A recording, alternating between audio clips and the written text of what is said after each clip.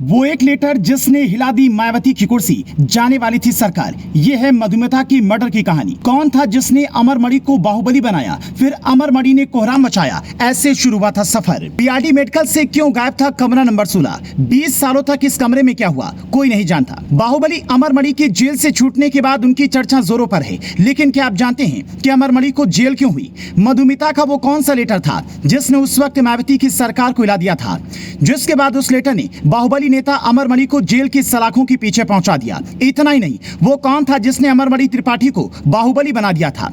उससे भी दिलचस्प कहानी उस कमरा नंबर 16 की है, जिसका राज कोई नहीं जानता। आखिर 20 सालों तक कमरा नंबर 16 बीआरडी मेडिकल से गायब क्यों रहा? चलिए आज हम आपको अमरमणि त्रिपाठी की वो कहानी बताएंगे जिससे सुनकर आपके पैरों के नीचे से जमीन खिसक जाएगी और आपको उसकी ताकत का एहसास हो जाएगा। इस कहानी की शुरुआत मधुमिता हत्याकांड से करते हैं। ये कहानी दर्दनाक है, इसमें प्यार भी है और साजिश भी, ईगो भी है और मर्डर भी। बात लखनऊ के पेपर मिल कॉलोनी की है। यहाँ पर मधुमिता रहती थी, मंचों पर वीर रस की कविताएं पढ़ती थी, कविताओं के जरिए अमरमणि के संपर्क में आई। मंच से मिली शोहरत और सत्ता से नजदीकी ने उन्हें पावरफुल बना दिया। बात मुलाकात से प्यार के दरवाजे तक पहुंच गई। बताया जाता है कि दोनों के बीच शारीरिक संबंध बने। मधुमिता प्रेग्नेंट हो गई, उन पर गर्भपात करवाने का दबाव बढ़ने लगा। वो 7 महीने की गर्भवती थी।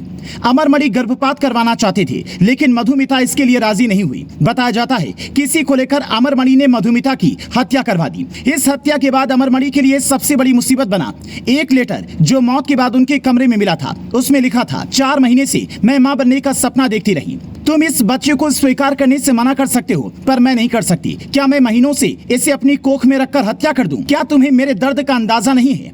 तुमने मुझे सिर्फ एक उपयोग वस्तु समझा। मधुमिता का ये लेटर जांच के लिए निर्णायक साबित हुआ। हत्या के बाद मधुमिता की कोख में मर चुके बच्चे का डीएनए टेस्ट किया गया। उसका मिलान अमरमणि त्रिपाठी के डीएनए से हुआ तो दोनों एक मिले। इस हत्याकांड के बाद मामले ने तूल पकड़ लिया। उस वक्त यूपी में मायावती की सरकार थी और अमरमणि त्रिपाठी मंत्री थे। इस हत्याकांड में मायावती की कुर्सी को हिला दिया। आनंद फानन में मामला सीबीआई को सौंपा गया। 24 अक्टूबर 2007 को देहरादून सेशन कोर्ट ने 5 लोगों को उम्रकैद की सजा सुनाई। बस यहीं से ही अमरमणि का पूरा राजनीतिक करियर खत्म हो गया।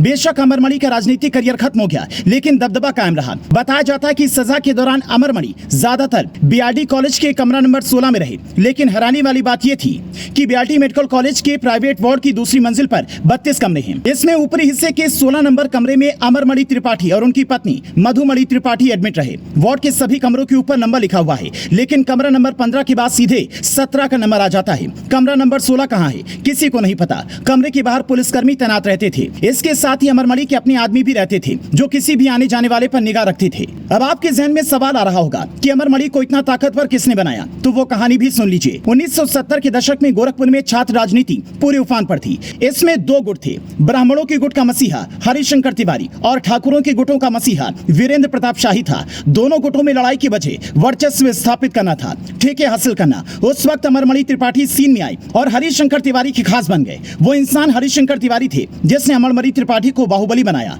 अमरमणि त्रिपाठी के हर पार्टी के साथ अच्छे संबंध रहे। कांग्रेस से करियर की शुरुआत करके बीजेपी, बसपा और सपा हर पार्टी में अमरमणि ने काम किया। तो इस बात से आप अमरमणि की ताकत का अंदाजा लगा सकते हैं। आपका अमरमणि की इस कहानी पर क्या कहना है, हमें कमेंट में जरूर बताएं।